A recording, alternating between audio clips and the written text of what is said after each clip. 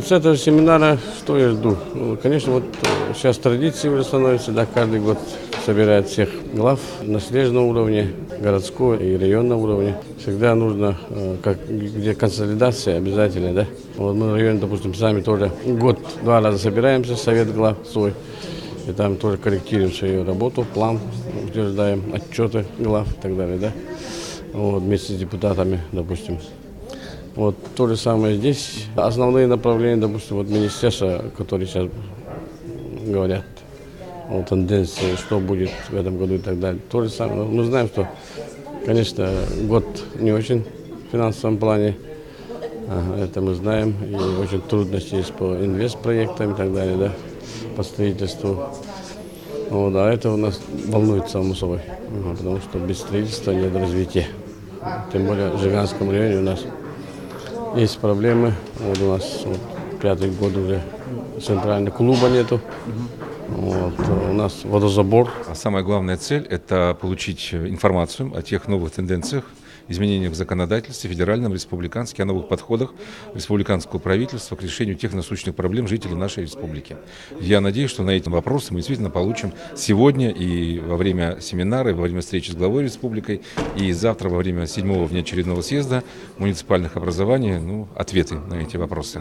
Если коротко говорить об итогах 2017 года, то для Мирнинского района этот год был отмечен разными событиями. Это мы отметили 2 золотых юбилея: 50 лет городу Мирному, 50 лет пуска первого гидроагрегата Вилюйской ГЭС имени Евгения Никоноровича Батончука, 60 лет Тресту Якуталмаз, 25 лет акционерной компании «Алроса», 20 лет Мирнинскому отделению Ассамблеи народов Республики Саха-Якутия. Были трагические события для Мирнинского района. Это события на руднике «Мир» 4 августа, которые, конечно, в целом отразились и на социально-политическом, социально-экономическом жизни всего района, в том числе и нашего районного центра города Мирного. Сегодня на семинаре с главами муниципальных образований Управление Роспотребнадзора отмечает основные жизненно важные вопросы обеспечения санэпидблагополучия населения. Это вопросы качества воды питьевой, это качество продуктов питания, особенно по качеству продовольствия, доставляемого в северные арктические районы республики. И также отмечаем необходимость разработки проектов зон санитарной охраны водозаборов, водозабора питьевого назначения.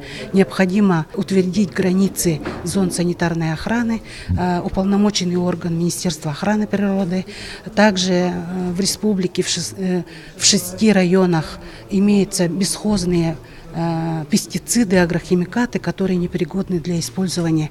Необходимо с Министерством сельского хозяйства республики отработать вывоз на утилизацию этих пестицидов. И также в республике в 11 районах имеются залежи устаревших минеральных удобрений, которые также непригодны. Их тоже это 1500 тонн, которые необходимо утилизировать. И последнее, это в этом году новое.